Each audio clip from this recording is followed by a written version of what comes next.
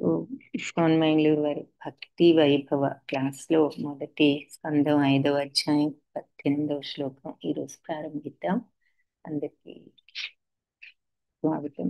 ఓం అజ్ఞానతిమిరాంధస్య జ్ఞానాంజనశలాకయా చక్షురున్మిళితం येन తస్మై శ్రీ గురవే నమః. ఓం నమో భగవతే వాసుదేవాయ. ఓం నమో భగవతే వాసుదేవాయ. ఓం నమో భగవతే వాసుదేవాయ. నారాయణ నమస్తుభ్యం నరం చైవ నరోత్తమం దేవీం సరస్వతీం వ్యాసం తతో జయముదీరయేత్. నష్టప్రాయేష్వభద్రేషు నిత్యం భాగవత సేవయా భగవతి ఉత్తమశ్లోకే భక్తిర్భవతి నైష్ఠికీ.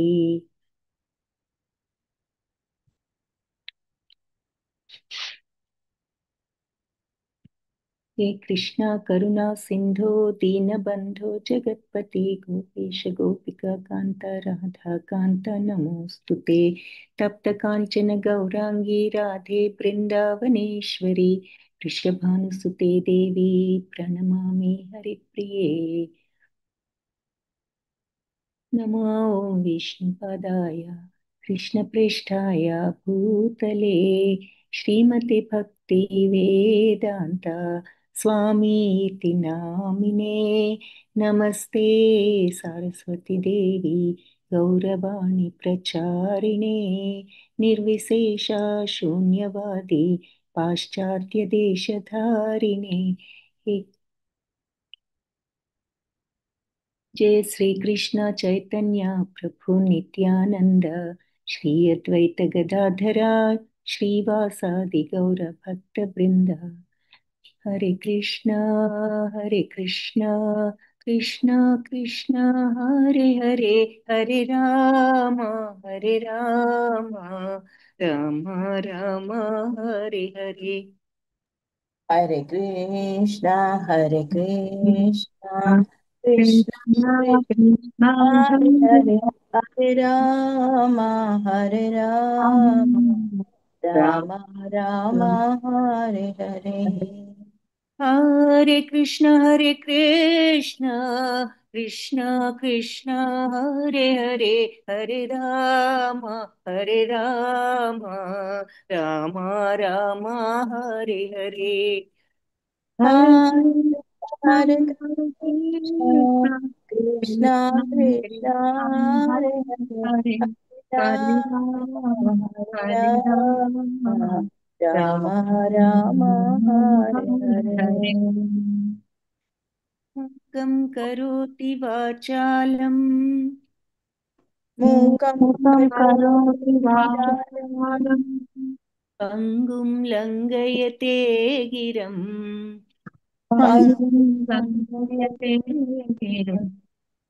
यत्कृपातमहं वन्दे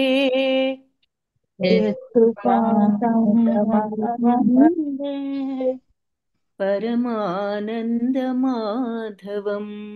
परमानन्दमाधवम् यत्कृपातमहं वन्दे यत्कृपातमहं परमानन्दमाधवम्.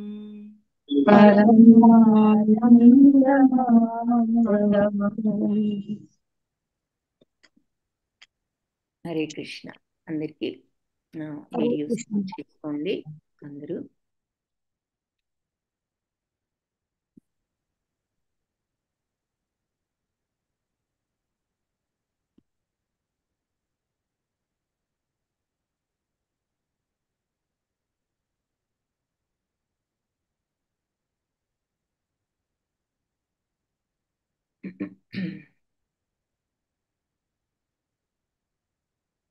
మీరు ఏ కారణం చేతైనా వీడియో ఆన్ చేసుకోలేకపోతే చెప్పండి, బట్ అదర్వైజ్ చెప్పకపోతే మరి అందరూ వీడియోస్ ఆన్ చేసుకుంటారని చూస్తున్నాను.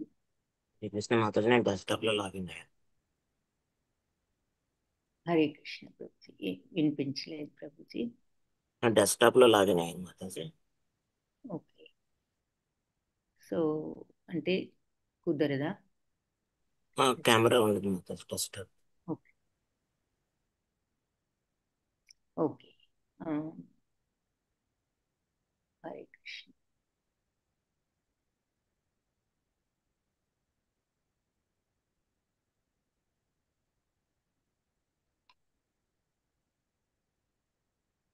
భవానీ మాతాజీ ఈ వీడియో ఆన్ చేయడానికి వీలవదా?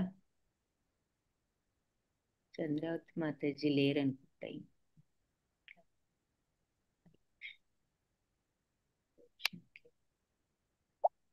భవానీ మాతాజీ కూడా వచ్చారు మాతాజీ, చంద్రావతి మాతాజీ. ఓకే. హరే కృష్ణ. భవాని మాతాజీ ఆన్లోనే ఉంది మాతాజీ వీడియో. భవాని మాతాజీ చూసి హరే కృష్ణ మాతాజీ. హరే కృష్ణ ప్రభు. Hare Krishna.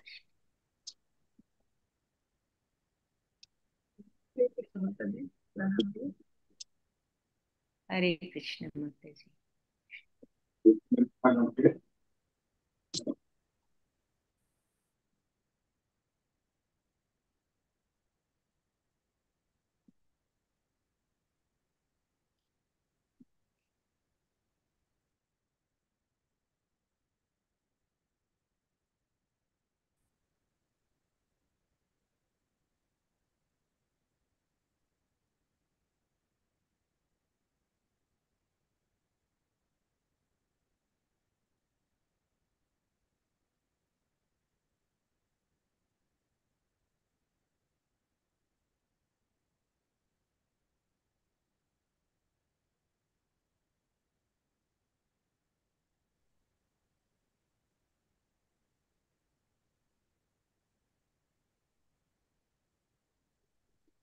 So last time 17th శ్లోక చూసాము.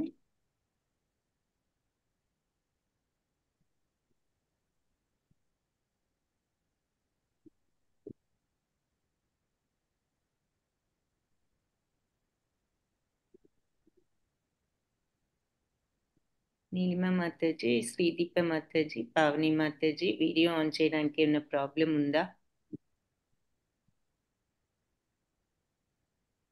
ఉన్నారా మాతాజీ? హరే కృష్ణ. హరే కృష్ణ.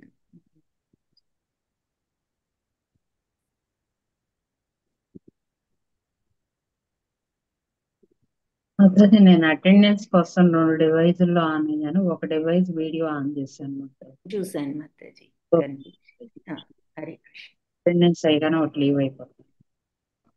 ఓకే. పావని మాతాజీ ఉన్నారా? హరే కృష్ణ మాతాజీ. లేరు. లాగిన్ అయ్యారు కానీ ఉన్నట్లేరు.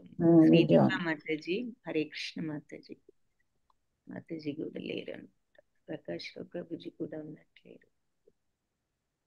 ఓకే. సో 17th శ్లోక చూసాము లాస్ట్ శ్లోక. హరే కృష్ణ.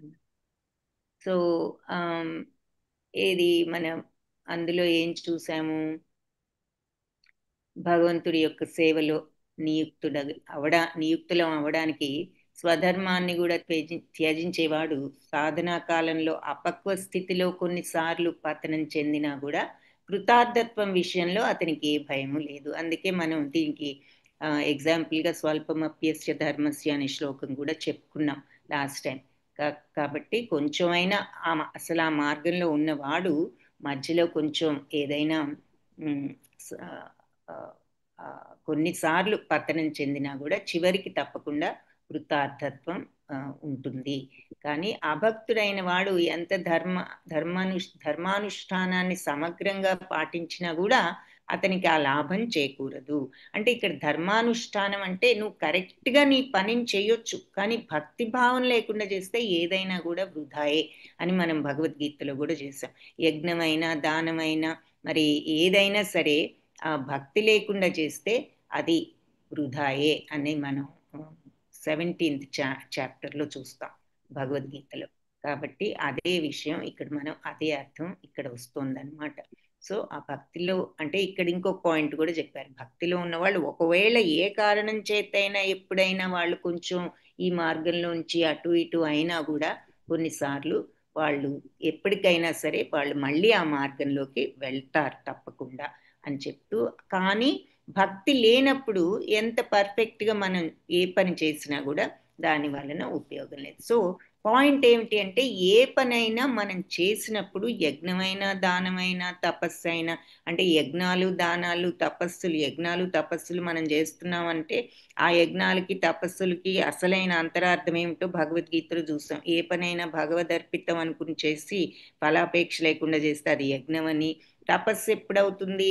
ఆ తపస్సు అంటే ఏమిటంటే ప్రవర్తనే తపస్సు, మన బిహేవియరే తపస్సు, శారీరక తపస్సు, మానసిక తపస్సు, వాక్ తపస్సులు చూస్తాం భగవద్గీతలో. సో ప్రవర్తన మన బిహేవియర్ ఆ రకంగా. సో పనులైన యజ్ఞం అంటే అలా చేసిన పనైనా తపస్సైనా ప్రవర్తనైనా భగవంతుడి మీద భక్తితో ఉన్నప్పుడే దానికి పరిపూర్ణత. మనం ఆ పనులను ఆ భక్తి భావంతో చేసినప్పుడు. అలా కాకుండా మనం ఎంత పర్ఫెక్ట్గా ఏ పని చేసినా భక్తి భావం లేనప్పుడు అది ఇక మనకి ఏ బెనిఫిట్ ఉండదు అని చెప్పి, అందుకని ఆ శ్రద్ధ భక్తి లేని యజ్ఞమైన హుతం దత్తం అని చెప్తారంటే ఏ యజ్ఞమైనా దానమైనా తపస్సైనా కూడా అది ఏమి నిరుపయోగమే అని మనం భగవద్గీతలో కూడా చూసాం. ఆ విషయాన్ని ఇక్కడ మళ్ళీ చూస్తున్నాం. అది 17th చాప్టర్లో చెప్పినటువంటి పాయింట్. 18th శ్లోక ఎవరైనా చదివే వాళ్ళు హ్యాండ్ రైజ్ చేయండి, మనం ఆర్డర్ ప్రకారం వెళ్దాం.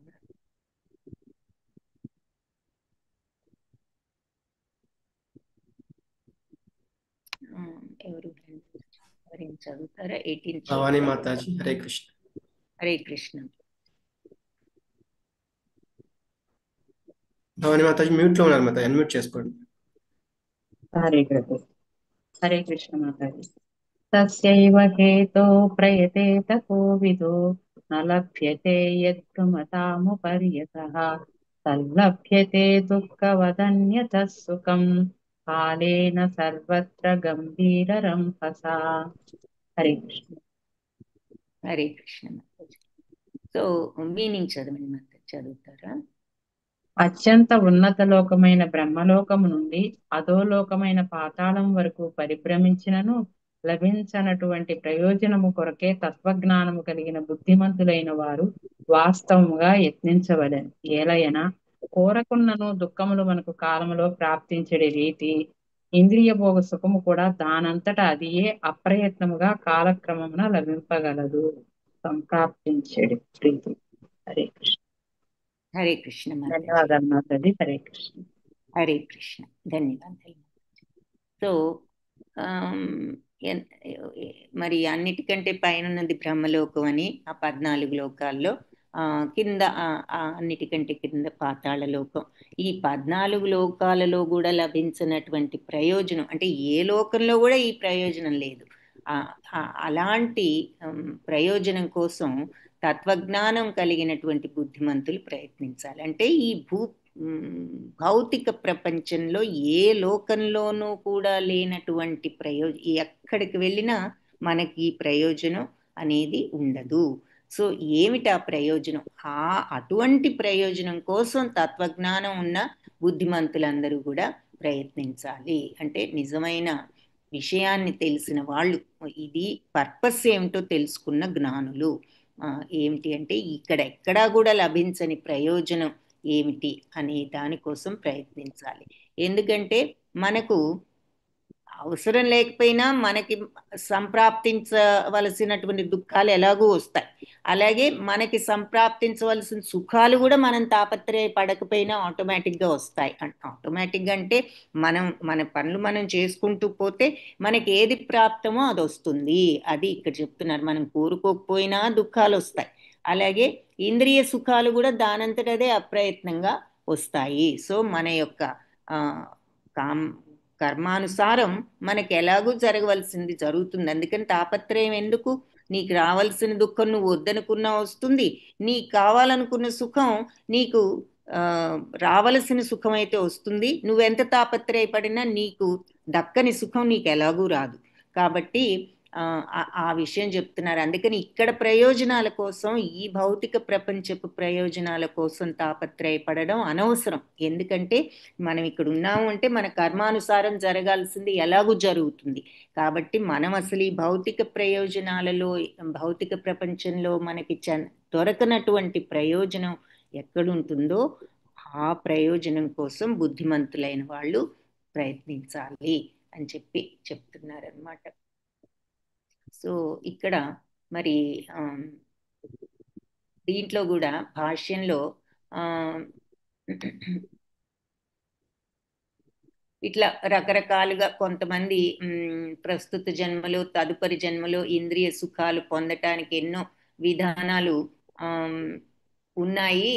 అయితే కొంతమంది యంత్ర సహాయంతో చంద్రలోకాన్ని, ఇంకో వేరే లోకాలని కూడా చేరాలని ప్రయత్నిస్తున్నారు. పుణ్యకారణాలు చేయకుండానే వాళ్ళు మరి ఉన్నత లోకాలకు వెళ్ళాలని అనుకుంటున్నారు. కానీ వాళ్ళ ప్రయత్నాలు ఏవి కూడా సిద్ధింపవు. భగవంతుడి నిర్దేశానుసారం మనం చేసినటువంటి కర్మలను బట్టి మనకు ఏ లోకం ప్రాప్తిస్తుందో ఆధారపడి ఉంటుంది అని చెప్పి చెప్తున్నారు. సో శాస్త్రాల్లో కూడా మరి మంచి కర్మలు చేయడం ద్వారా మనకి ఉన్నత వంశం కానీ, వైభవం కానీ, సౌందర్యం కానీ ఇవన్నీ కూడా మన కర్మానుసారం వస్తాయి.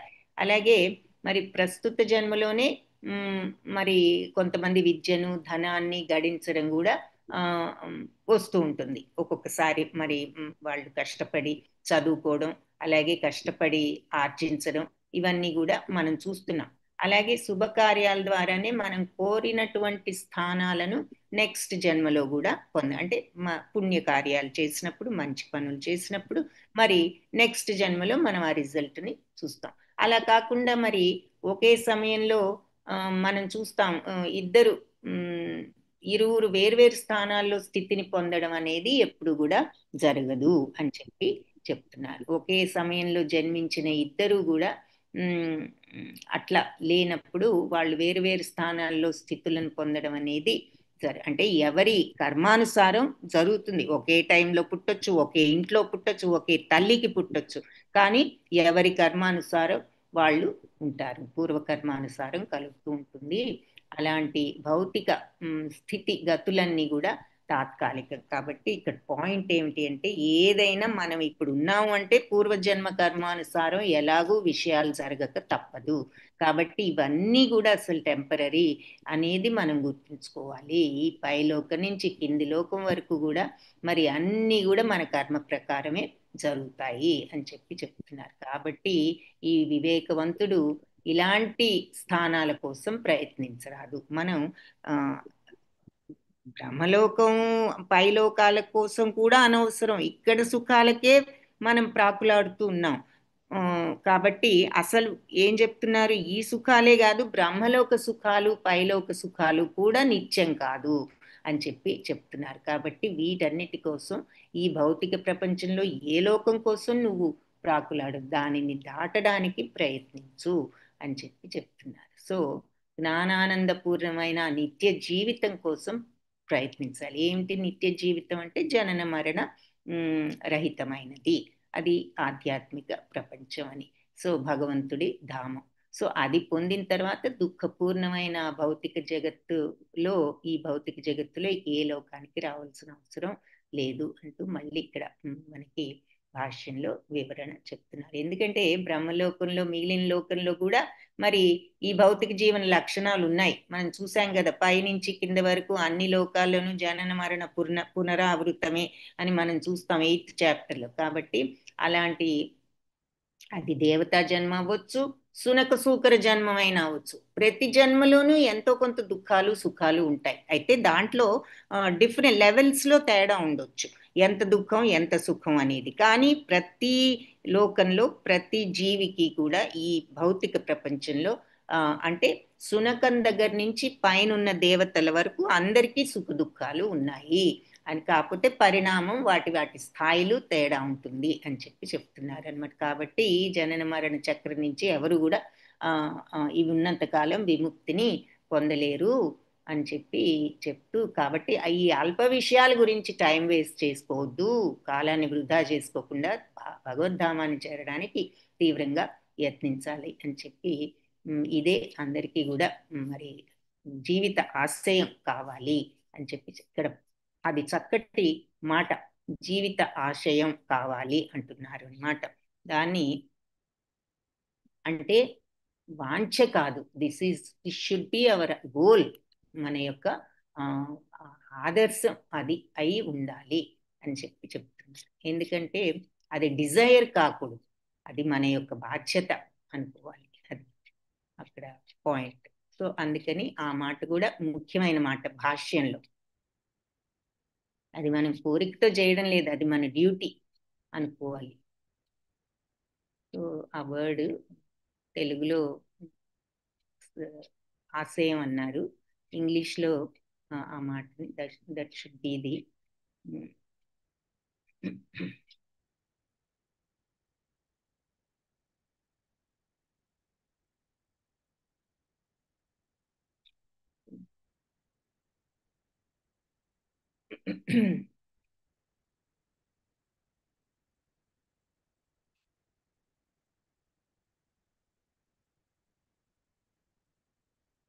మిషన్ అని చక్కటి పదం వాడారు అక్కడ.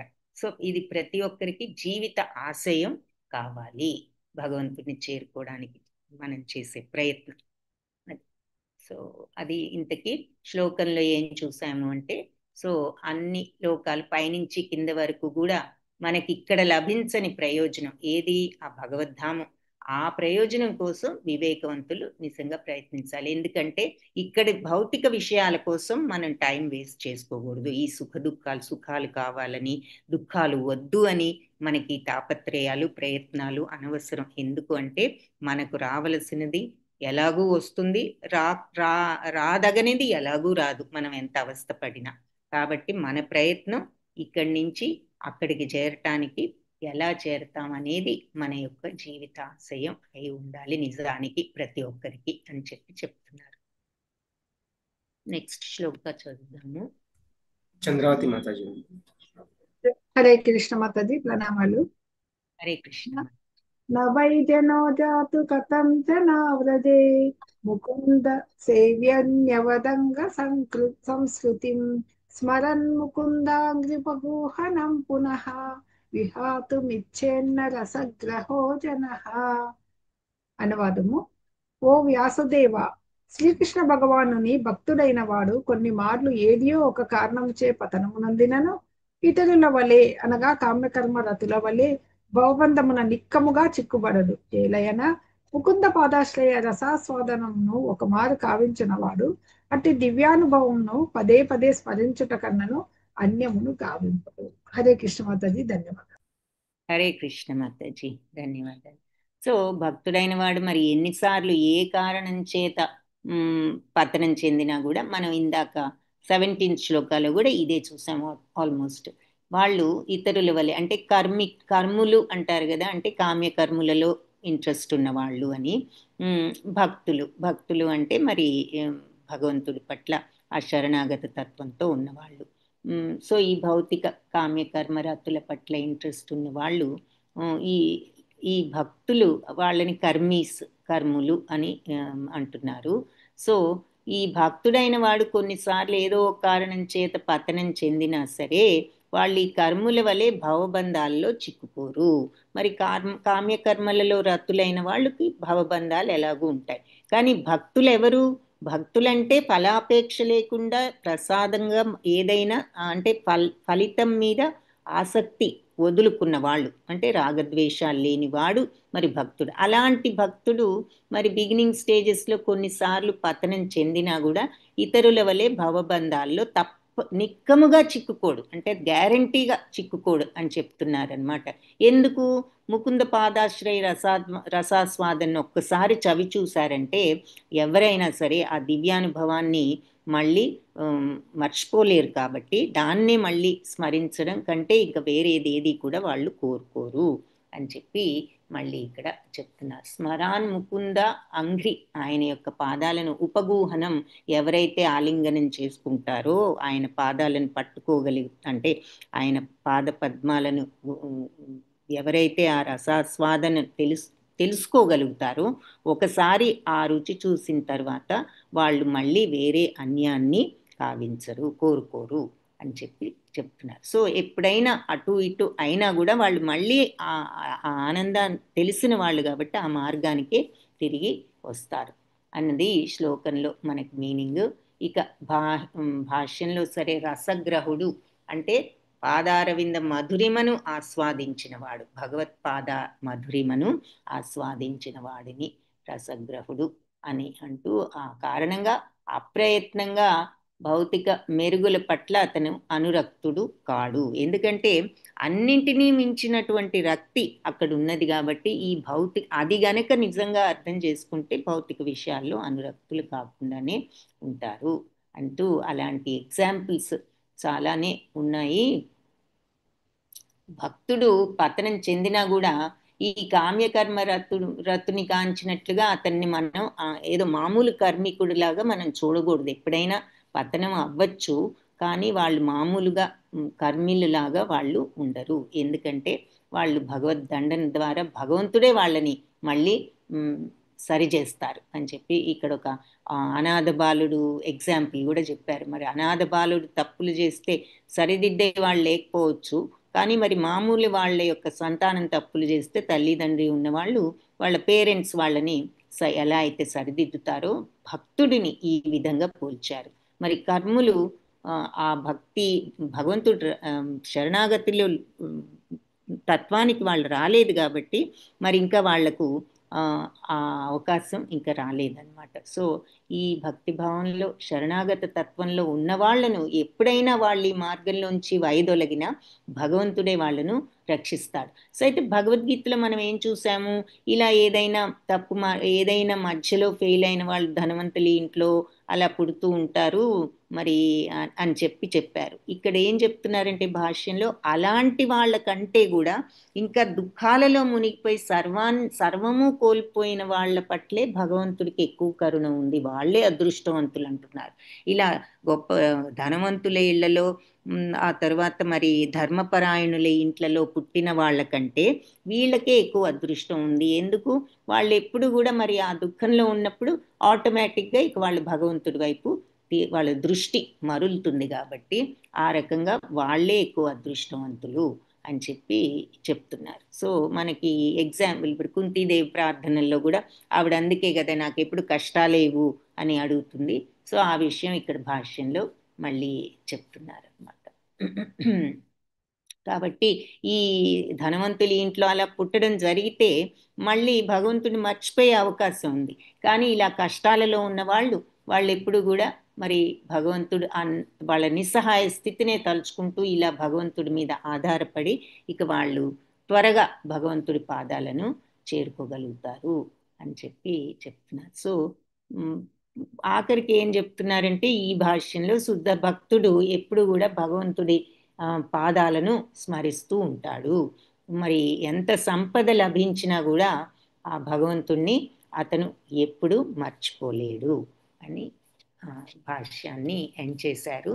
సో మరి శ్లోకంలో భక్తుడు ఏదైనా కారణం చేత పతనం చెందినా కూడా మనం అతను తప్పకుండా మళ్ళీ ఈ మార్గంలోకి వస్తాడు. ఎందుకంటే భగవత్పాదాల యొక్క రసాస్వాదన ఎరిగినవాడు కాబట్టి ఆ రుచిని అతను ఎప్పటికీ కూడా ఆ ఆనందాన్ని వదులుకోవడానికి ఇష్టపడడు కాబట్టి. ఇంకా వేరేదేది కూడా అంతకు మించిన ఆనందం ఇవ్వదని తెలుసు కాబట్టి, ఎందుకు ఎక్స్పీరియన్స్తో ఒకసారి తెలుసుకున్నాడు కాబట్టి మళ్ళీ తిరిగి ఆధార్లోకి తప్పకుండా వెళ్తాడు అని చెప్పి చెప్తున్నారు. నెక్స్ట్ శ్లోక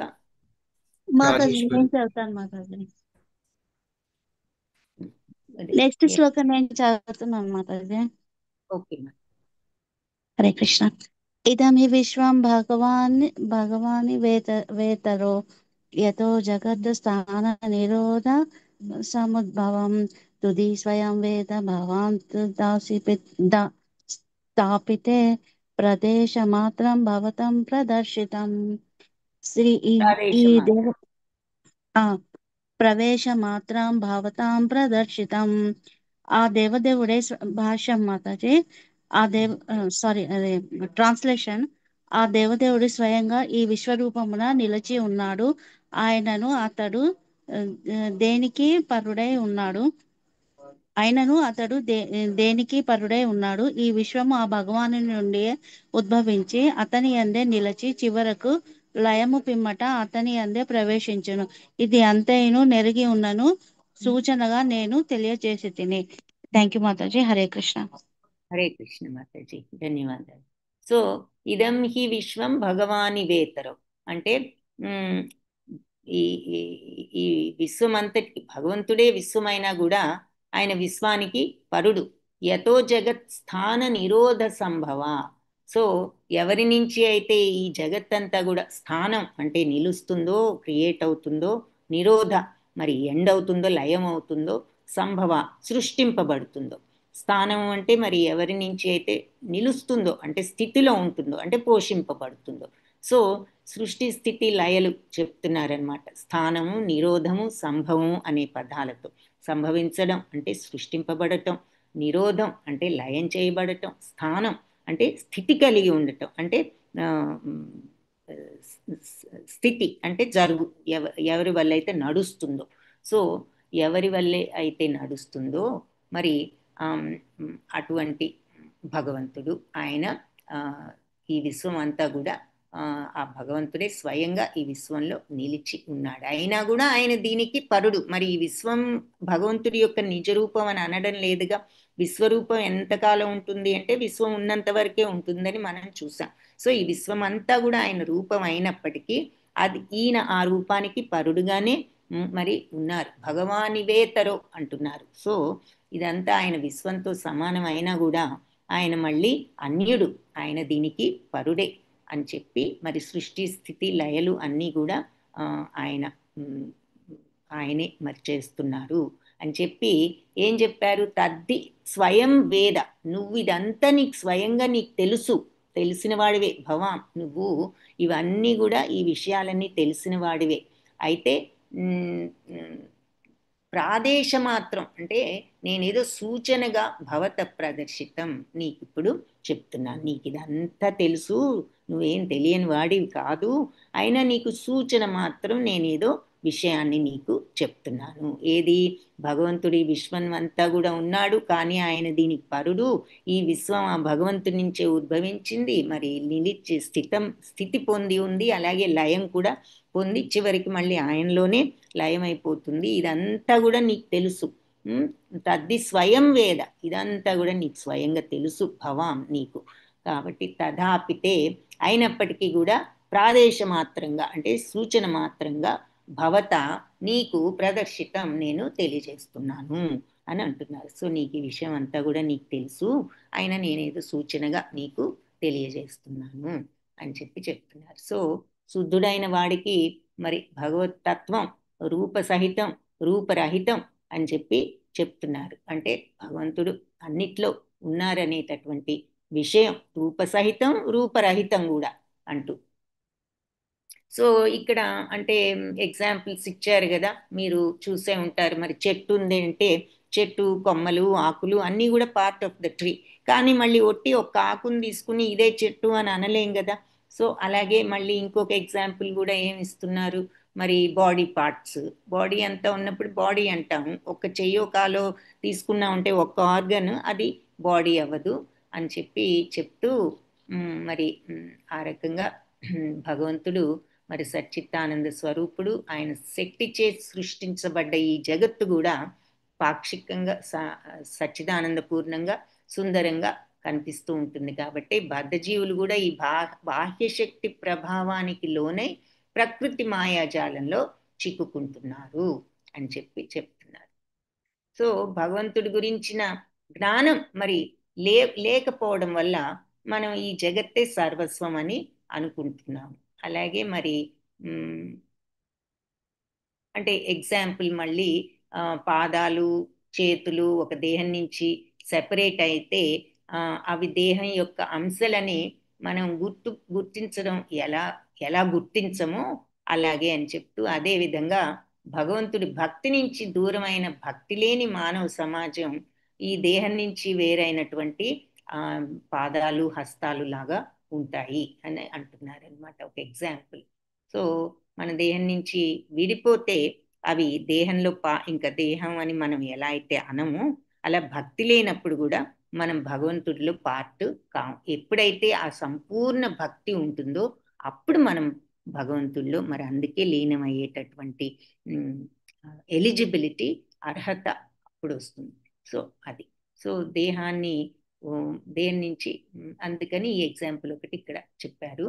సో ఈ విషయం మరి ఇవన్నీ కూడా వ్యాసదేవులకు సంపూర్ణంగా తెలుసు. ఆయన భక్తుడు అయినప్పటికీ కూడా శ్రీకృష్ణుడే ఆది కారణం అనే ఉపదేశాన్ని అందరూ కూడా అర్థం చేసుకునే విధంగా ఆయన విశదంగా రచించాలి అనే ఉద్దేశంతో తిరిగి ఆ విషయాన్ని నీకు చెప్పడం జరుగుతుంది. అందుకే చివరికి నీకు ఈ విషయాలన్నీ కూడా తెలియనివి కావు, నీకు ఎలాగూ ఈ సంగతులన్నీ కూడా నీకు తెలుసు ఈ విషయాలు, కానీ నేను ఒక సూచనగా నీకు చెప్తున్నాను. ప్రాదేశపూర్వకంగా అన్నారు కదా, ప్రాదేశ మాత్రం నీకు ఈ విషయాలు ఒక సూచనగా చెప్తున్నాను, నీకు తెలియందేమీ లేదు ఇందులో అని అన్నదానికి ఇక్కడ మీనింగ్ చెప్తున్నారు అనమాట. సో ఇక్కడ మళ్ళీ భౌతిక ఈ ఎనర్జీస్ అన్ని కూడా మరి ఆయన పరుడు అంటున్నారు కదా, ఆ పాయింట్ మీద మళ్ళీ ఇంకొక ఎక్స్ప్లెనేషన్ చెప్పారు. భగవంతుడు ఈ విశ్వం అంతటా ఉన్నారు, అయినా దీనికి పరుడు అన్న మాటకు ఏమిటి అంటే, మరి ఈ విశ్వంలో ఉన్న ఎనర్జీస్ ఏమిటి? భౌతిక శక్తి, ఆ తర్వాత లోపల ఉన్నటువంటి అంతకంటే పర ప్రకృతి, అపర ప్రకృతి అని చూస్తాం కదా. సో భౌతిక శక్తి కొంచెం న్యూన శక్తి అయితే అంతకంటే కూడా ఉన్నతమైనది భగవంతుడి యొక్క చైతన్యం అని చెప్పారు. రెండు కూడా భగవంతుడి యొక్క ఎనర్జీసే. సో కానీ ఈ శక్తులు ఏమి కూడా ఆయనతో సమానం, ఆయన ఎనర్జీస్ ఆయనతో సమానం కదా, ఆయన యొక్క ప్రతిబింబాలే ఈ ఎనర్జీస్ రెండు కూడా. కానీ ఆయనతో సమత్వం లేదు. చివరకు భగవంతుడు ఈ రెండిటిని మించిన శక్తి ఉన్నవారు అని చెప్తూ, అలాగే మరి భగవంతుడి యొక్క శక్తి మనలోనూ ఉన్నది. ఎందుకంటే బాహ్య శక్తి, లోపల ఉన్న చైతన్యం భగవంతుడిదే. కాబట్టి మనం కూడా భగవంతుడితో ఏకమే. కానీ భగవంతుడు అందరికంటే కూడా మళ్ళీ భగవంతుడితో ఏది కూడా సమానం కాదు అని అంటున్నారు అనమాట. Even though we are part of the Lord, మనందరం కూడా భగవంతుడిలా శక్తియే కాబట్టి ఆయనతో ఏకమే అయినా కూడా భగవంతుడితో సమానం కాదు అన్న పాయింట్ని చెప్తున్నారు. అంటే ఈ పాయింట్ ఇక్కడ అన్నారు కదా, ఆయన విశ్వరూపంలో ఉన్నారు, అయినా దీనికి పరుడు అన్నదానికి ఆ ఎక్స్ప్లెనేషన్ ఇచ్చారనమాట ఇక్కడ. సో అందుకే భగవంతుడితో సమానం అవడం ఎప్పుడు సంభవింపదు. పూర్ణత్వాన్ని సాధించిన తర్వాత కూడా ఆయన దివ్య లక్షణాల్లో ఒక 78% మాత్రం పొందగలమేమో కానీ భగవంతుడిని మించాలేము, ఆయనతో సమానంగా కూడా అవ్వలేము అని చెప్పి మళ్ళీ ఇక్కడ చెప్తున్నారు. ఓకే, నెక్స్ట్ శ్లోకం చూద్దాం. రాజేశ్వరి మాతాజీ, హరే కృష్ణ. హరే కృష్ణ మాతాజీ, ప్రణామాలు. త్వమాత్మనాత్మానమవేహ్య మోఘదృక్ పరస్య పుంసః పరమాత్మనః కలాం అజం ప్రజాతం జగతః శివాయ తన్ మహానుభావాభ్యుదయోధిగణ్యతాం. అనువాదము: నీవు అమోఘ దృష్టి గలవాడవు. భగవానుని అంశయైన కారణమున నీవు స్వయముగా ఆ పరమాత్ముడైన దేవదేవుని తత్వమును ఎరిగి ఉన్నావు. జన్మరహితుడమైనను జనుల కళ్యాణము కొరకు నీవు భూమిపై అవతరించితివి కనుక దయచేసి శ్రీకృష్ణ భగవానుని దివ్యలీలలను నీవు విపులముగా వర్ణింపుము. హరే కృష్ణ మాతాజీ, ధన్యవాదాలు. హరే కృష్ణ మాతాజీ, ధన్యవాదాలు.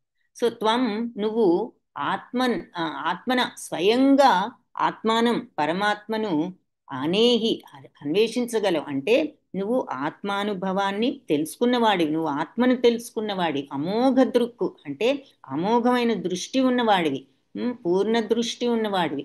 పరస్య ఎటువంటి దృష్టి?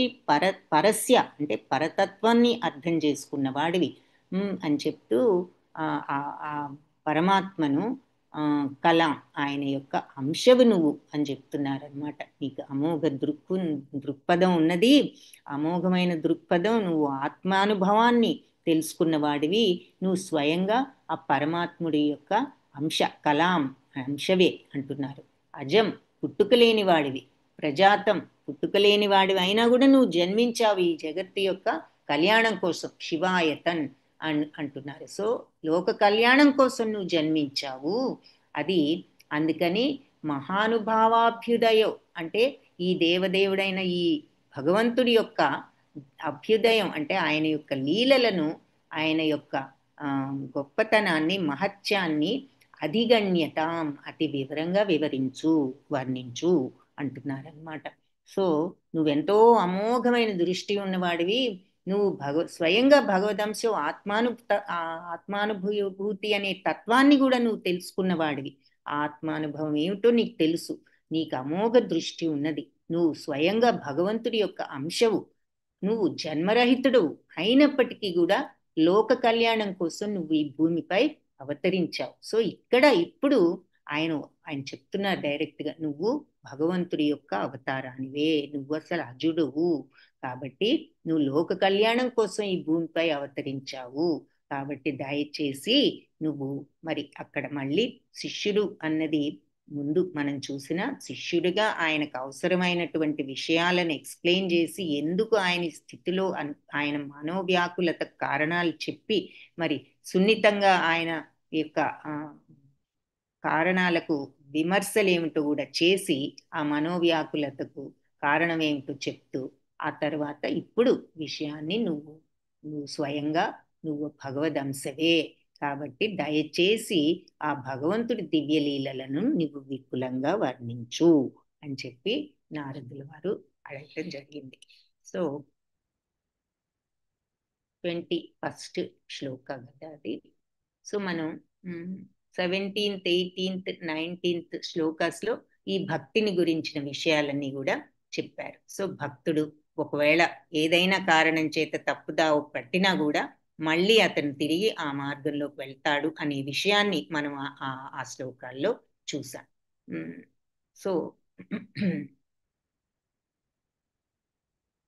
సో మన యొక్క 2020 ఇప్పుడు భగవంతుడిని లీలల్ని నువ్వు వివరించు అన్న విషయాన్ని ఇక్కడ చెప్పారు.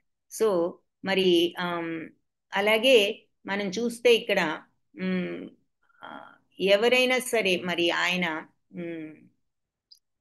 భగవంతుడు రూపం అయినా కూడా ఇక్కడికి వచ్చినప్పుడు మరి మానవుడిగా అందరికీ కూడా ఆదర్శప్రాయంగా ఉండాలి. కాబట్టి ఆయన కూడా నారద మహాముని గురువుగా స్వీకరించడం,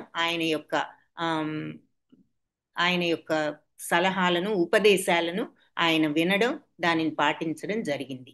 సో గురువు అనేవాడు అందరికీ కూడా ఈ రకంగా ఉపయోగపడతారు. ఆధ్యాత్మికత గురువుపై ఆధారపడవలసిన అవసరం అసలైతే ఆయనకు లేదు, వ్యాసదేవులకు. కానీ ఎందుకు, ఆయనే అందరికీ కూడా ఆధ్యాత్మిక గురువు కాబట్టి. కానీ తను ఆచార్యుడిగా ఉంటున్నాడు కాబట్టి ఈ అవతారంలో ఆయన ఆ రకంగా ఆధ్యాత్మిక గురువు అనే ఆధ్యాత్మిక గురువు అనే వాళ్ళు, ప్రతి వాళ్ళకి కూడా ఒక ఆధ్యాత్మిక గురువు ఉండాలి, అవసరం ఉన్నది అనే విషయాన్ని ఆయన యొక్క ప్రవర్తన ద్వారా, నడవడిక ద్వారా మనకు ఉపదేశించారు అని చెప్పి చెప్తున్నారు. మరి శ్రీకృష్ణుడు కూడా అంతే. ఆయన పుట్టినప్పుడు మరి భగవంతుడికి గురువు అవసరం లేదు, కానీ మనందరికీ కూడా ఆ అవసరం ఉన్నది అనే చెప్పడానికి ఆయన మరి సాందీపని ముని ఆశ్రమంలో చేరి విద్యను అభ్యసించారు అనేది మనం చూసాం. సో అలాగే వ్యాసదేవులు కూడా మరి ఆయన గురువు అవసరం లేకపోయినా ఈ రకంగా మనందరికీ కూడా ఒక మార్గాన్ని చూపడానికి కోసం ఆయన నారద మహాముని తన గురువుగా ఆయన చూసుకున్నారు. ఆ తర్వాత మరి ఆయన స్వీకరించారు గురువుగా. సో శ్రీకృష్ణ భగవానుడు, రామచంద్రుడు, మరి ఆయనకు వశిష్ఠుడు గురు శ్రీరాముడికి, అలాగే చైతన్య మహాప్రభు, వీళ్ళంతా కూడా జ్ఞానపూర్ణులు అయినా కూడా వాళ్ళు ఆచార్య పద్ధతిలో ఆధ్యాత్మిక గురువుల్ని స్వీకరించారు అని చెప్పి చెప్తున్నారు. సో జనులందరినీ కూడా తన చరణ కమలాల చెంతకు చేర్చడానికే భగవంతుడు వ్యాసదేవుడు అవతారంతో తన దివ్యలీలా రచనలను చేశారు అని చెప్పి చెప్తున్నారు. సో వ్యాసుల వారి యొక్క అవతారానికి మెయిన్ కారణం అది. అందరికీ కూడా మరి అందరినీ భగవంతుడి దగ్గరికి చేర్చాలని ఉద్దేశంతో భగవంతుడు ఆ అవతారాన్ని తాల్చడం జరిగింది. నెక్స్ట్ శ్లోక ఆ, హరే ప్రకాష్ కృష్ణ తప్ప. హరే కృష్ణ మాతాజీ, ప్రణామాలు. హరే కృష్ణ ప్రభు. ఇదం హి పుంసః తపసః శ్రుతస్య వా శిష్టస్య సూక్తస్య చ బుద్ధిదత్తయో యోః అవిచ్యుతో అర్ధకవిభిర్నిరూపితో యదుత్తమ శ్లోక గుణానువర్ణనం. తపస్సు సారాంశం మాతాజీ. తపస్సు, వేదాధ్యయనము, యజ్ఞానుష్ఠానము, మంత్రోచ్చారణము, దానముల యొక్క నాశ నా- నాశరహితమైన ప్రయోజనమును ఉత్తమ శ్లోకుడైన శ్రీకృష్ణ భగవాని దివ్య లీలా వర్ణనములందే ఓ పరిసమాప్తి చెందునని పండితులైన వారు వాస్తవముగా ధృవపరిచి ఉండిరి. హరే కృష్ణ మాతాజీ. హరే కృష్ణ ప్రభుజీ, ధన్యవాదాలు. ధన్యవాదాలు మాతాజీ. సో ఇదే నిశ్చయంగా ప్రతి ఒక్కళ్ళ యొక్క తపస్సు. శృతస్య అంటే శృతులు అంటే వేదాలు అని చెప్పుకుంటాం కదా. సో శృతస్య వాళ్ళ యొక్క వేదాధ్యయనమైన వా, లేకుంటే సృష్టస్య అంటే వాళ్ళ యజ్ఞాలైన, సూక్తస్య వాళ్ళ యొక్క ఆధ్యాత్మిక సూక్తుల ఏది మన బ్రహ్మసూత్రాలు ఏదైనా ఈ సూక్తులైనా సరే, మరి బుద్ధి అయినా, దత్త దానమైన, ఇవన్నీ కూడా అవిచ్యుత అంటే నష్టం లేనటువంటి, నాశనం లేనటువంటి అర్థ అంటే ప్రయోజనం అని చెప్పేసి కవులు అంటే పండితులు నిరూపించారు. యదుత్తమ శ్లోక గుణానువర్ణనం అంటే ఆ ఉత్తమ శ్లోకుడైన భగవంతుడి గుణాలను వర్ణించడం అని చెప్తున్నారు. అంటే ఈ తపస్సు, వేదాధ్యయనం, యజ్ఞానుష్ఠానం, మంత్రోచ్చారణ, దానాలు వీటన్నిటి యొక్క నాశనరహితమైన ప్రయోజనం అంటే అవిచ్యుతోర్థ అంటే నాశనం లేనటువంటి, అంటే ఇటువంటి వాటి వల్ల వచ్చే ప్రయోజనం అలాంటిదన్నమాట. అది అవినాశకరమైన ప్రయోజనాలు. తపస్సు కానీ, వేదాధ్యయనం కానీ, యజ్ఞానుష్ఠానం కానీ, మంత్రోచ్చారణ కానీ, దానాలు కానీ వీటన్నిటికీ అంతటి గొప్ప ప్రయోజనం ఉంది. నాశనం లేని ప్రయోజనం అంటే అంత సుస్థిరమైన ప్రయోజనం ఉంది వీటికి. అవన్నీ కూడా ఉత్తమ శ్లోకుడైన భగవంతుడి యొక్క లీలలను వర్ణించడంలోనే పరిసమాప్తి చెందుతాయి. సో ఇవి ఏది చేసినా చివరికి దాంట్లోనే దీని యొక్క అది గనక మనం కంప్లీట్గా కరెక్ట్ పద్ధతిలో చేశాము అంటే ధర్మ మార్గంలో ఇవేవైనా తపస్సులైనా, వేదాధ్యయనాలైనా, యజ్ఞాలైనా, మంత్రోచ్చారణలైనా, దానాలైనా చేయవలసిన రీతిలో సవ్యంగా చేసినప్పుడు అవన్నీ కూడా భగవత్ లీలానువర్ణనల్లోనే సమాప్తి అంటే ఆ భక్తి భావంలోనే పరిసమాప్తం అవుతాయి అని పండితులందరూ కూడా ధృవపరిచారు అని చెప్తున్నారు. అంటే all of these things will lead to that pure devotion అని చెప్తున్నారు అనమాట. ఇవన్నీ కూడా చివరికి దేనికి దారి తీస్తాయి అంటే ఆ భగవద్భక్తికి దారి తీస్తాయి అన్నది పండితులంతా ధృవపరిచారు. వాళ్ళంతా కూడా రుజువు చేశారు అని చెప్తున్నారు. అందుకని మనం ఏది నేర్చుకున్నా, భాష్యంలో ఏం చెప్తున్నారంటే అందుకని ఏది నేర్చుకున్నా, మరి అది చిత్రలేఖనం అవనివ్వండి, విజ్ఞాన శాస్త్రం, తత్వశాస్త్రం అంటే ఫిలాసఫీ, ఫిజిక్స్, కెమిస్ట్రీ, మనస్తత్వ శాస్త్రం, సైకాలజీ, ఆర్థిక శాస్త్రం, ఎకనామిక్స్, రాజనీతి శాస్త్రం, పాలిటిక్స్, ఇవన్నీ మరి మనం కాలేజెస్లో చదువుతాం. ఎంఏల్లో మరి మనకి ఇవే ఎంఏలు, ఎంఎస్సీలు చదివినప్పుడు మన స్పెషాలిటీలు ఇవే కదా, పాలిటిక్సో, ఎకనామిక్సో, లేకపోతే మరి సైకాలజీనో, ఫిలాసఫీనో, లేకపోతే ఫిజిక్స్, కెమిస్ట్రీ ఇవన్నీ ఉంటాయి. అలా కాకుండా ఈవెన్ ఫైన్ ఆర్ట్స్ తీసుకుంటే చిత్రలేఖనాలు ఇవి కూడా చెప్తున్నారు. విజ్ఞాన శాస్త్రము ఏదైనా సరే మరి ఇవన్నీ కూడా మన యొక్క మేధస్సుని వృద్ధి చేస్తాయి. ఏదైనా మనం జ్ఞానాన్ని ఆర్జిస్తున్నాం, అయితే ఆ జ్ఞానాన్ని భౌతికత్వానికి ఉపయోగిస్తున్నామా, ఆధ్యాత్మికత్వానికి ఉపయోగిస్తున్నామా అన్నది ఇక్కడ చెప్తున్నారనమాట. అది ఈ జ్ఞాన సముపార్జన ద్వారా పూర్ణత్వాన్ని సాధించగలడు అంటే జస్ట్ బై లెర్నింగ్ ఇట్ సాధిస్తాడని కాదు, దాన్ని కరెక్ట్ మార్గంలో పెట్టినప్పుడు సాధిస్తాడు అని చెప్తున్నారు. సో మానవ మేధస్సు వృద్ధి చెందుతుంది, అది జరుగుతుంది. అయితే ఆ సముపార్జన ద్వారా క్రమంగా పూర్ణత్వాన్ని సాధించే అవకాశం ఉన్నది అంటున్నారు. అలాంటి మానవ జన్మ పూర్ణత్వ స్థితి విష్ణువు యొక్క అనుభూతిలోనే పరిసమాప్తం. సో ఫైనల్గా నువ్వు ఆ డివోషనల్ స్టేజ్కి వచ్చినప్పుడే, ఆ ప్యూర్ స్టేజ్కి దేనికైనా నీకు పూర్ణత్వం వస్తుంది. కాబట్టి ఈ జ్ఞానంలో పురోగతి చెందిన వాళ్ళంతా కూడా భగవత్ సేవను ఆ భక్తిని నేర్చుకోవాలని శృతులన్నీ కూడా చెప్తున్నాయి. వేదాలన్నీ చెప్పేది అది. నువ్వు ఏ జ్ఞానం నేర్చుకున్నా అది భక్తిలోకి, ఆ భక్తి భావంతో నువ్వు దాన్ని ఉపయోగించుకో అని చెప్తున్నాయి. అప్పుడు నీకు పూర్ణత్వ స్థితి వస్తుంది. అంతేగాని ఆ జ్ఞానాన్ని భౌతికత్వం కోసం ఉపయోగించినప్పుడు నీకు ఆ పూర్ణత్వ స్థితి రాదు. కాబట్టి ఆత్మానుభవం అనేది భగవంతుడిపైనే ఆధారపడి ఉంటుందనే విషయాన్ని విష్ణుమాయ యొక్క బాహ్య సౌందర్యానికి మోహితులైన అదృష్టహీనులు అర్థం చేసుకోలేరు. సో అంటే ఈ బాహ్య ప్రపంచపు మాయాజాలంలో చిక్కుకున్నప్పుడు మనకి అర్థం కాదు అని చెప్తున్నారు. కాబట్టి ఇంద్రియ భోగానుభవమే విష్ణుమాయ. మరి ఆయన మాయే కదా ఈ సత్వరజస్తమో గుణాలు. ఈ మాయలో పడిపోయి, ఈ భౌతికత్వంలో పడిపోయి మరి మనం ఆ విషయాన్ని ఆ మాయలో ప్రభావితులైనప్పుడు ఈ జ్ఞానాభివృద్ధినంతా దేనికి ఉపయోగిస్తున్నారంటే ఇంద్రియ భోగాల కోసం ఉపయోగిస్తున్నారు.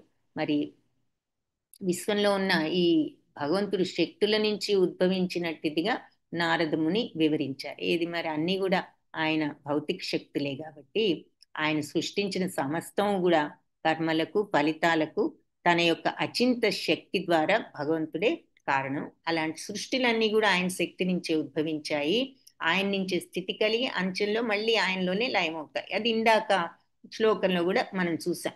సో భగవంతుడికి అన్యమైనది ఏది లేదు, కానీ అదే సమయంలో ఆయన మళ్ళీ అన్నిటికీ పరుడు అన్నది కూడా మనం ఇందాక చూసాం. సో ఇక్కడ పాయింట్ ఏమిటి అంటే మళ్ళీ ఈ విషయం, మళ్ళీ ఇందాకటి విషయం మళ్ళీ ఇక్కడ ప్రస్తావిస్తున్నారు. అయితే ఈ జ్ఞాన సముపార్జన అంతా కూడా మనం పూర్ణత్వంలోకి దించడానికి మనకు సహాయపడుతుంది. ఆ ఎప్పుడు భౌతికత్వం నుంచి దానిని కరెక్ట్ తిప్పి మనం ఆధ్యాత్మికత వైపు మళ్ళించినప్పుడు మనల్ని పూర్ణత్వ స్థితికి తీసుకువెళ్ళడానికి సహాయపడుతుంది. అది భౌతికత్వంలో పెట్టినంత కాలం మనకు ఆ పూర్ణత్వం రాదు. సో ఏదైనా మనం చిత్రలేఖనం అవ్వనివ్వండి, విజ్ఞాన శాస్త్రం, తత్వశాస్త్రం అంటే మరి ఫిలాసఫీ, ఫిజిక్స్, కెమిస్ట్రీ, ఇవన్నీ సైకాలజీ, ఇవన్నీ కూడా భగవంతుడి సేవలో వినియోగించాలని ఋషులు, భక్తులు కూడా ఉపదేశిస్తున్నారు. ఇప్పుడు కళ, ఈ చిత్రలేఖనం, సాహిత్యం, ఇవన్నీ కూడా మనం ఎంతో రమ్యంగా భగవత్ సేవలో ఉపయోగించవచ్చు. అవి డైరెక్ట్గా మరి ఇలా చిత్రలేఖనం వచ్చిన వాళ్ళు కానీ మరి వేరే వేరే చిత్రాలు చేసే బదులు భగవంతుడి యొక్క చిత్రాలు, ఆయన భక్తి భావాన్ని గోచరించే చిత్రాలు చేయొచ్చు. అలాగే మరి రచన చేయగలిగిన కవులు మరి భగవంతుడిని గురించిన రచనలు చేయొచ్చు. అంతేగాని మరి ఎంతో మంది ఉన్నారు రచన చేయగల నేర్పరులు, కానీ కవులు. కాకపోతే అందరూ మరి ఈ ప్రాపంచిక రచనలలో వాటిల్లో వర్ణించడంలో మరి వాళ్ళు సమయాన్ని వృధా చేసుకుంటున్నారు.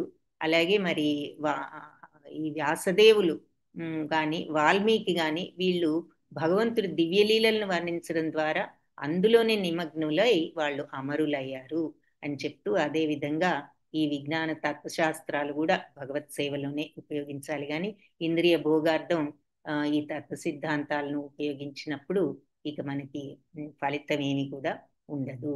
అంతేగాని అవి అందుకని వాటిని భగవంతుడి యొక్క యశస్సును సుస్థాపితం చేయడానికి వినియోగించాలి అని చెప్తున్నారు. సో అలా వినియోగించినప్పుడు ఏమంటున్నారంటే మళ్ళీ లాస్ట్ సెంటెన్స్ చాలా చక్కటి సెంటెన్స్ వాడారు. ఈ విధంగా భగవంతుడి సేవలో నియుక్తం కావించబడ్డ శాస్త్రీయ జ్ఞానం, సైంటిఫిక్ నాలెడ్జ్ కూడా భగవంతుడి కోసం నియోగించినప్పుడు అది కూడా హరి సంకీర్తనం అవుతుంది అని చెప్తున్నారనమాట.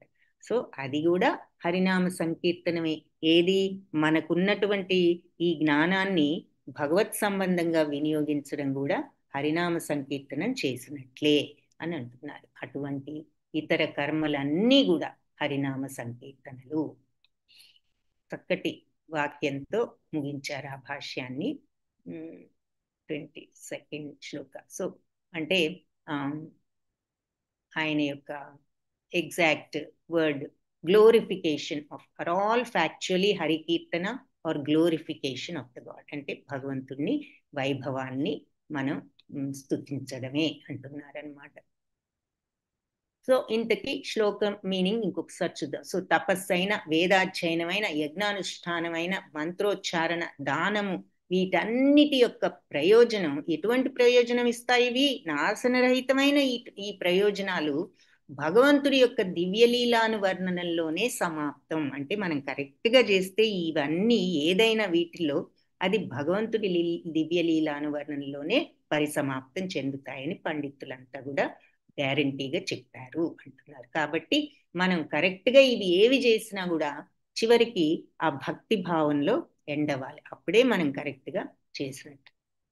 అందుకే ఆ శ్లోకంలో కూడా వేదైచ దానోచియత్ పుణ్య ఫలం ప్రతిష్ట, అన్నిటికంటే ఎక్కువ పుణ్యాన్ని వాళ్ళు పొందుతారన్నది ఒకటి.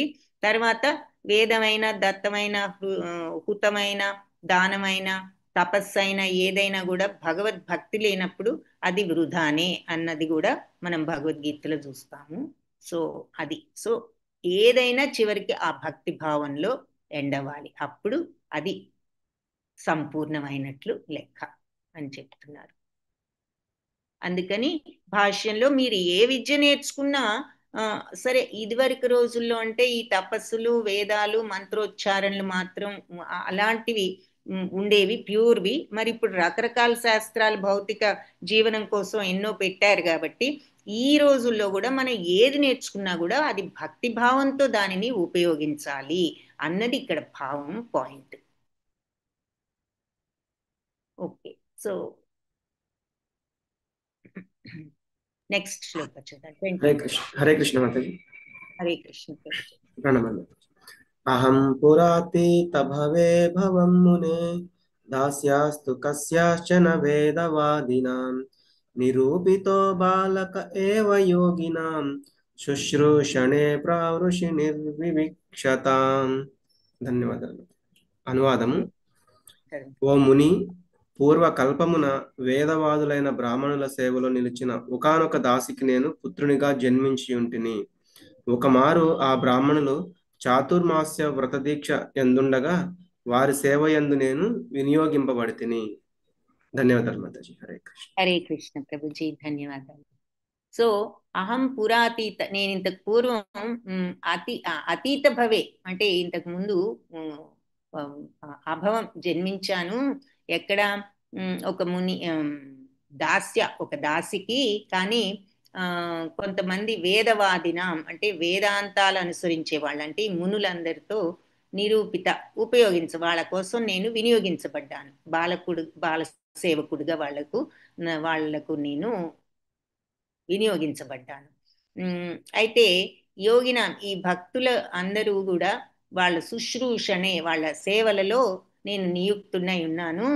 ఏది? ప్రావృషి అంటే వర్షాకాలం ఈ చాతుర్మాస సమయంలో వాళ్ళ సేవలకు నేను ఉపయోగించబడ్డాను.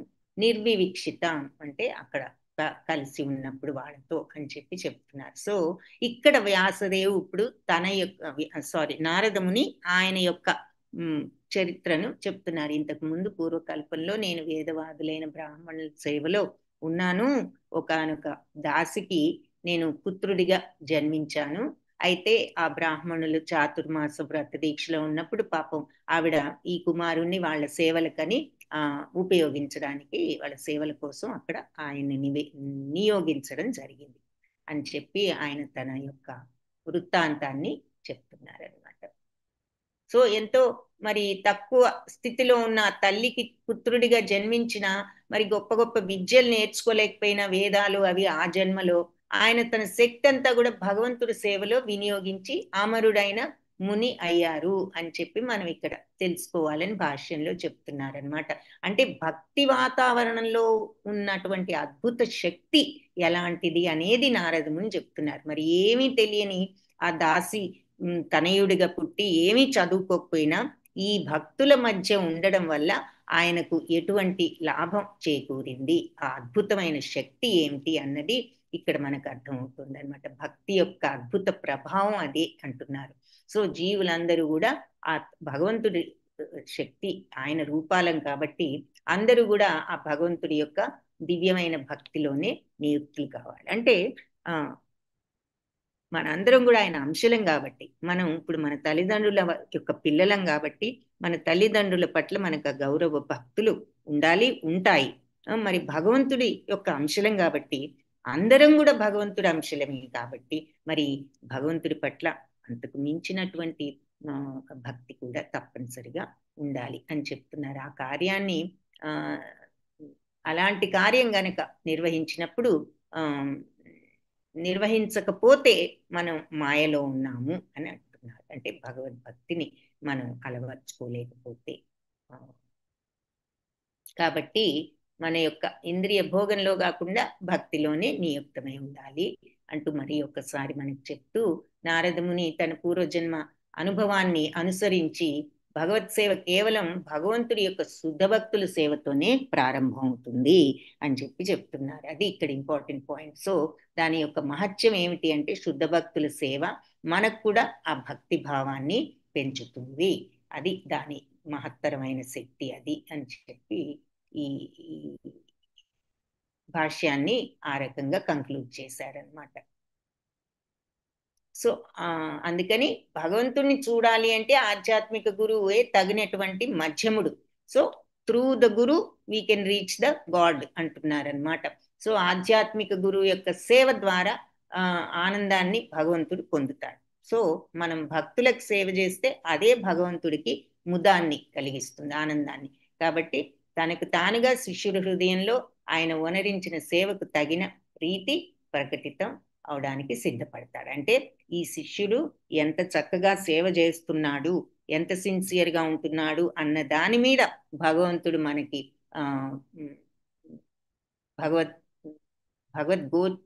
అన్న దాని మీద మనకి భగవంతుడు గోచరిస్తాడు అని చెప్తున్నారు. దానికి తగిన రీతిలో ఆయన ప్రకటితం అవడానికి సిద్ధపడతారు. అంటే we can experience God based on our service అని అంటున్నారు. మన భక్తిని బట్టి, మన యొక్క ప్రవర్తనని బట్టి భగవంతుడు మనకు ప్రకటితం అవుతారు. సో భక్తి యోగంలో మరి మానవ శక్తిని వినియోగించడమే ముక్తికి మార్గం. సో మానవ శక్తి అంటే ఇక్కడ మన యొక్క సాధనా శక్తి. సో ఆ ప్రాక్టీస్ అదే మనల్ని ముక్తి వైపుకు మార్గము. అది ఒక గురు నిర్దేశకత్వంలో మనం సరి అయినటువంటి మార్గంలో ఉంటాము అని చెప్తున్నారు. అప్పుడు ఆ భక్తి భావం ప్రారంభం అవుతుంది. అది ప్రారంభమైన వెంటనే ఏం జరుగుతుందంటే విశ్వమంతా కూడా భగవన్మయంగా గోచరిస్తుంది అని అంటున్నారు. సమస్త ప్రపంచం కూడా ఆధ్యాత్మిక లోకంగా ఈ మార్గంలో ఉన్నప్పుడు శీఘ్రగతిని మార్పు చెందగలదు. సో భగవత్ సేవ ఆరంభమైనంతనే విశ్వమంతా భగవన్మయంగా కనిపిస్తుంది అన్నారు. ఇందాక కూడా భక్తి మార్గంలో ఉన్నప్పుడు మరి వాళ్ళ భక్తి రసాస్వాదన, భగవత్ చరణామృత రసాస్వాదన తెలిసిన వాళ్ళు ఎప్పటికైనా మధ్యలో కొంచెం వైదొలిగినా మళ్ళీ తిరిగి దాని వైపు తప్పకుండా వెళ్తారు అని చెప్పారు కదా. సో అది సుప్రసీదం అన్నమాట మనం ఫస్ట్ క్యాంటోలోనే మొదటి అధ్యాయంలో చూసాం. సో మనసు ఆ సుప్రసీదం అనేది తెలిసిన తర్వాత అటువైపే ఉంటుంది, ఇక భౌతిక ప్రలోభాల పట్ల ఉండదు అన్నది. నెక్స్ట్ శ్లోక ఇంకొకటి చూద్దాము. మాతాజీ నేను చదవాలా? చదవని వాళ్ళు ఎవరైనా ఉన్నారని చూద్దాం మాతాజీ. చదవని వాళ్ళు ఎవరైనా ఉన్నారేమో చూద్దాం మాతాజీ. అలాగే మాతాజీ. మాతాజీ ఇంకెవరైనా ఉన్నారా చదవని వాళ్ళు? చదువుతారా? కళ్యాణి మాతాజీ, నీలిమ మాతాజీ, పావని మాతాజీ,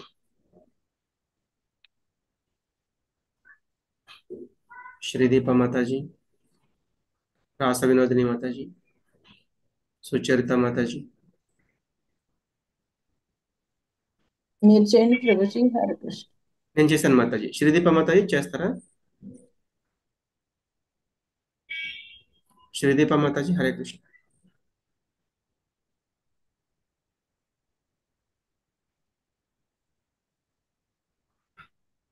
ఓకే, కాళింది ప్రియా మాతాజీ చేయండి. హరే కృష్ణ మాతాజీ. ते मय्यपेता बीजफलेश अर्पके दान्ते अद्रुत कीडनके अनुवर्तिनि चकृषं कृपया चक्रुकृपयां यदापि तुल्यदर्शनां शुश्रूषमाणे मुनयो अल्पभाषिणीं. ట్రాన్స్లేషన్ వేద వాదులైన ఆ బ్రాహ్మణులు స్వభావరీత్యా నిష్పక్షపాతులైనను నా ఎడ నిర్హేతుక కరుణను చూపి ఉండిరి. ఇక బాలుడైనప్పటికీ నేను కూడా ఇంద్రియములను నిగ్రహించి క్రీడాశక్తిని విడనాడి ఉంటిని. అంతేగాక చాపల్యంను వీడి మితభాషినై ఉంటిని. హరే కృష్ణ మాతాజీ. థ్యాంక్ యూ మాతాజీ. హరే కృష్ణ. హరే కృష్ణ మాతాజీ, ధన్యవాదాలు.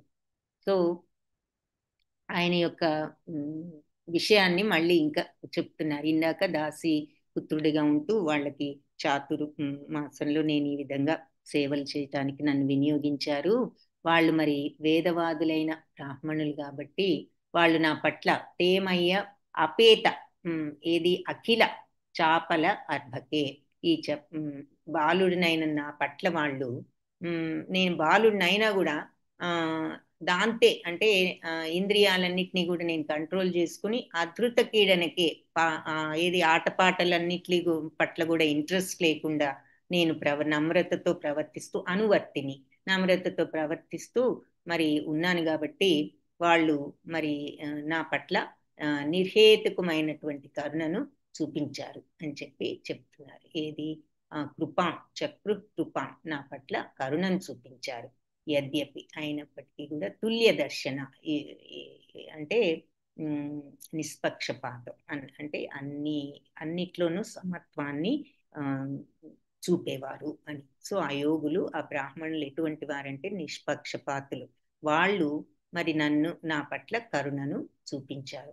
శుశ్రూషమాణే, ఎందుకంటే నేను శ్రద్ధతో ఇవన్నీ చేస్తున్నానని ఆ మునులందరూ కూడా నా పట్ల కరుణను చూపించారు. అలాగే అల్పభాషిని అంటే మరి మితభాషిగా కూడా ఉన్నాడు. చిన్నవాడైనా సరే, బాలుడనైనా నేను ఇంద్రియాలన్నిటినీ కూడా నిగ్రహించాను. దాంతే అంటే మరి సెల్ఫ్ కంట్రోల్తో ఎక్కువగా మాట్లాడకుండా నేను ఈ శుశ్రూషలు శ్రద్ధతో వాళ్ళకి సేవలన్నీ చేశాను. వాళ్ళు నా పట్ల ఎంతగానో కరుణను చూపించారు. ఎవరు అంటే ఈ వేదవాదులైనటువంటి ఈ మునులందరూ కూడా ఆ బ్రాహ్మణులు స్వభావరీత్యా వాళ్ళు ఎలాంటి వాళ్ళంటే తుల్యదర్శనులు అంటే నిష్పక్షపాతులు. వాళ్ళు నా పట్ల ఈ నిర్హేతుకమైనటువంటి కరుణ చక్రుకృపాం అని చెప్పి చూపించారు. నేను మరి యద్యపి అంటే బాలుడనైనప్పటికీ కూడా నేను ఇంద్రియాలన్నీ కూడా నిగ్రహించి మరి ఆటపాటలన్నిటినీ కూడా వదులుకుని మితభాషిత్వంతో ఉంటూ వచ్చాను, ఎక్కువగా మాట్లాడకుండా. ఆ ప్రవర్తన చూపించాడనమాట ఆయన. అందుకే తర్వాత ఆయనకు మరి ఆ మోక్షం వచ్చింది. వేదాలన్నీ కూడా నన్నే అన్వేషిస్తున్నాయి, వేదైశ్చ సర్వైరహమేవ వేద్యం అన్నారు కదా అని భగవద్గీతలో చెప్పారు. అలా వేదాల్లో భగవంతుడితో జీవులకు ఉన్నటువంటి నిజమైన సంబంధాన్ని మళ్ళీ పునరుద్ధరించడానికి, ఆ భక్తి భావంతో మళ్ళీ పనులు కర్మలు చేయడానికి, అంత్యంలో మళ్ళీ భగవత్ ప్రాప్తి అనే ఈ అంశాలు, భగవత్ ప్రాప్తికి కారణాలు ఏమిటో చెప్పడానికి, భగవత్ ప్రాప్తి ఏ విధంగా వస్తుందో అనే విషయాలు కూడా చర్చించబడ్డాయి అని చెప్తూ చైతన్య మహాప్రభు కూడా ఈ విషయాన్ని చెప్పారని చెప్పి చెప్తున్నారు. సో వేదాంతవాది అనే పదం కూడా శుద్ధ భక్తులకే అప్లై అవుతుంది అంటున్నారనమాట ఇక్కడ. సో వేదాంతవాదులన్నా భక్తి వేదాంతులు వీళ్ళంతా కూడా భగవత్ సేవకు సంబంధించిన జ్ఞానాన్ని పంచడంలో వాళ్ళు నిష్పక్షపాతాన్ని వహిస్తారు. అంటే వాళ్ళకి ఇష్టమైన వాళ్ళకి జ్ఞానం ఇచ్చి ఇష్టం లేని వాళ్ళకి చెప్పకపోవడం అనేది వాళ్ళకి ఉండదు. శత్రుమిత్ర భేదం లేదు, పండితుడు పామరుడు అనే భేదం లేదు. వీళ్ళు బాగా చదువుతున్నారు వీళ్ళకి ఇంకా చెప్దామని లేదు, చదవని వాళ్ళకి చెప్పొద్దులే అనే ఇది లేదు. వాళ్ళకి అందరూ సమానమే. ఏదైనా ఎవరి పట్ల ప్రత్యేక ఆదరణ గాని నిరాదరణ గాని వాళ్ళు కనిపించరు. జనసామాన్యం మిథ్యాపూర్ణం లౌకిక విషయాల్లోనే వాళ్ళు కాలాన్ని వృధాపరచడాన్ని గమనిస్తారు. కొంతమంది మరి ఇలా ఇటువంటి వాటిల్లో టైం వేస్ట్ చేస్తున్న వాళ్ళని గమనించి వాళ్ళకు భగవంతుడితో వాళ్ళకున్న నిత్య సంబంధాన్ని మళ్ళీ తిరిగి ఎస్టాబ్లిష్ చేయడానికి, పునరుద్ధరించడానికి వాళ్ళు ముఖ్య కారణంగా వాళ్ళ ఏకైక కారణంగా ముఖ్య కారణంగా ఇటువంటి వాళ్ళని వాళ్ళు స్వీకరిస్తారు అని చెప్పి చెప్తున్నారు. స్వీకరించి వాళ్ళ ప్రయత్నంతో వాళ్ళు పతితులైన వాళ్ళను కూడా ఉద్ధరించి ఆధ్యాత్మిక స్థితికి వాళ్ళను తీసుకురాగలుగుతారు అని చెప్పి, ఈ విధంగా ఈ భక్తి వేదాంతులు మరి ఏం చేస్తారు అంటే ఈ అంటే వాళ్ళు ఇక తర్వాత వాళ్ళకి దీక్షనివ్వడం, ఆ తర్వాత క్రమంగా ఆత్మానుభవ మార్గంలో పురోగతిని పొందించగలరు అంటూ ఇక్కడ కొంత విషయాలు చెప్తున్నారు. అంటే ఇక్కడ ఒక పాయింట్ ఏం చెప్పారంటే, ఈ భక్తి వేదాంతులు బాలుడు అంటే నేను చిన్నవాడినైనా కూడా ఇంద్రియ నిగ్రహంతో ఉన్నాను, మనస్సును కూడా నేను మౌనాన్ని పాటించాను, ఆటపాటలన్నీ నిరోధించానంటే ఏమిటి? ఇంద్రియ నిగ్రహంతో ఉన్నాడు అంటే కోరికలు అరికెట్టుకున్నాడు అని. ఆ తర్వాత ఆటపాటల్లో కూడా పాల్గొనలేదంటే ఈ భౌతిక ప్రపంచ ప్రలోభాలన్నిటికీ దూరంగా ఉన్నాడని. మౌనంగా ఉన్నాను, ఎక్కువగా మాట్లాడడం లేదంటే మనస్సును కూడా ఆలోచన లేకుండా శుద్ధి చేసుకున్నాడు అని. సో ఆత్మానుభూతికి కావలసినవన్నీ కూడా చేశారు. ఫస్ట్ పాయింట్ కోరికలు లేకుండా ఉండటం. అది మరి చెప్తున్నారు కదా ఆ మాట ద్వారా, ఇంద్రియ నిగ్రహంతో ఉన్నాను. ఆ తర్వాత ఆటపాటలు అంటే భౌతిక ప్రపంచపు ప్రలోభాల నుంచి దూరంగా ఉన్నాడు, రాగద్వేషాలకు దూరంగా ఉన్నాడు, ప్రలోభాలకు దూరంగా ఉన్నాడు, కోరికలకు. ఆ తర్వాత మనస్సు శుద్ధి చేసుకున్నాడు. మౌనంగా ఉన్నాను అంటే మాట్లాడకుండా, బాహ్యంగానే మాట్లాడకపోవడం కాదు, మానసికంగా కూడా అశుద్ధత్వంతో ఉన్నాడు. ఈ మూడు కూడా అచీవ్ చేశాడు కాబట్టే ఆయన ఆధ్యాత్మిక స్థితిలో ఉన్నాడు. సో ఇలా చిన్నతనం నుంచి కూడా మరి ఈ గురు ఆశ్రమంలో ఉన్న వాళ్ళు వర్ణాశ్రమ ధర్మంలో 5 సంవత్సరాలు అప్పటి నుంచి ఇదివరకు రోజుల్లో కూడా పంపించేవారు కదా. సో ఆ విషయాన్ని చెప్తూ మరి చిన్నప్పటి నుంచే వాళ్ళకి ఆ ఆధ్యాత్మిక భావం డెవలప్ అవ్వాలి. సో తల్లిదండ్రులు కూడా ఆ రకంగా ఉండడం వల్ల ఇక్కడ ఒక మాట అన్నారు, ఏది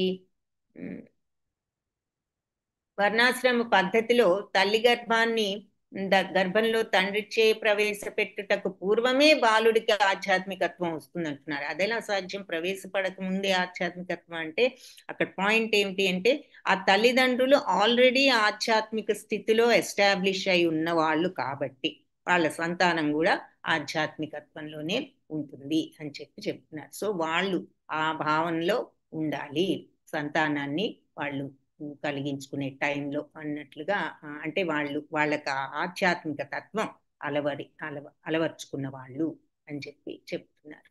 సో అది 24th శ్లోకాలు. ఇంతకీ మనకి శ్లోకంలో చెప్పింది ఏమిటంటే, ఆ బ్రాహ్మణులంతా కూడా మరి నేను ఈ రకంగా ఉండబట్టి వాళ్ళు నా పట్ల ఎంతో కరుణను చూపించారు అంటున్నారనమాట.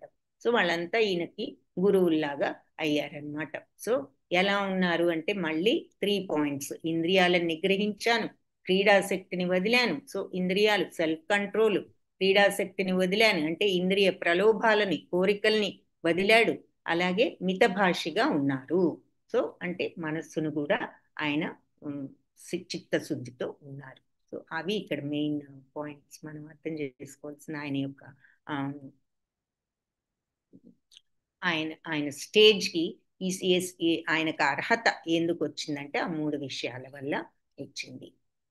సో అది ఎన్నో శ్లోకం మనం ఆపొచ్చు. 24th శ్లోక కంప్లీట్ చేస్తాము.